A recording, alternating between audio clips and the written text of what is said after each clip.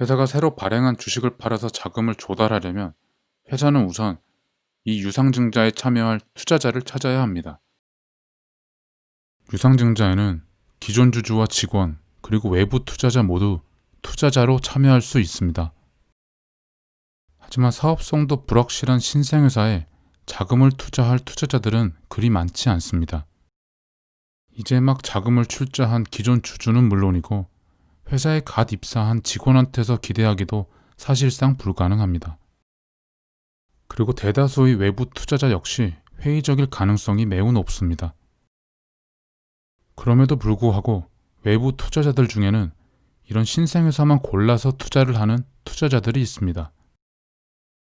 일명 벤처 캐피탈이라고 불리는 투자자들입니다.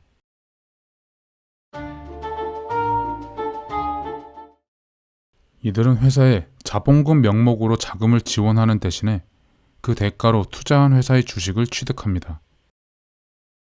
이들의 투자 목적은 간단합니다. 자본금의 대가로 받은 주식을 팔아서 높은 차익을 남기는 것입니다. 그러려면 주식의 가격이 올라가야 할 것이고, 주식의 가격이 올라가려면 결국 이 신생회사가 망하지 않고 돈을 잘 버는 회사가 되어야겠죠. 벤처 캐피탈은 이 목표를 달성할 만한 역량을 갖춘 투자자입니다. 일단 회사를 보는 눈이 있어서 잠재력이 있는 회사를 골라냅니다. 그리고 소위 밸류에이션이라고 부르는 회사의 가치를 평가하는 작업을 통해서 회사의 적정 가치를 산출해냅니다.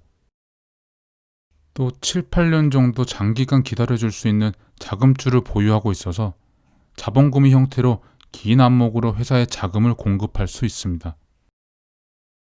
여기에 기업을 성장시키는 데 도움이 될 네트워크도 마련해 놓고 있어서 회사로 하여금 죽음의 계곡을 건너 성공의 궤도까지 올라설 수 있도록 도와줄 수 있습니다. 한마디로 회사를 키워내는 선수이자 프로죠. 신생회사는 이 벤처 캐피탈을 찾아서 유상증자 참여를 요청하게 됩니다. 그러면 벤처 캐피탈은 이 신생회사를 검증하고 유상증자 참여를 검토하게 되죠. 하지만 벤처 캐피탈이 자금 투입을 결정한다고 해서 모든 문제가 해결되는 것은 아닙니다.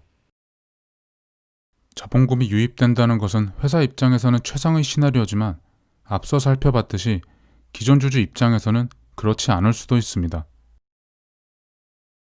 유상증자로 인해 회사의 지분 구조가 바뀌어서 자칫 기존 주주들이 대주주의 지위를 잃고 한순간에 경영권을 벤처 캐피탈에게 내어줄 수도 있기 때문입니다.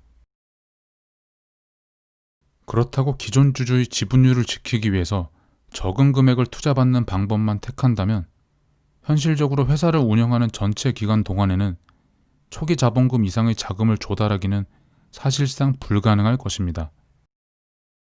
이런 방법이라면 작은 규모의 자본금으로 시작하는 회사들은 큰 기업으로 성장할 기회도 갖지 못하고 결국 폐업의 수순을 밟을 수밖에 없을 것입니다. 딜레마와도 같은 이런 상황을 그럼 어떻게 풀어야 할까요?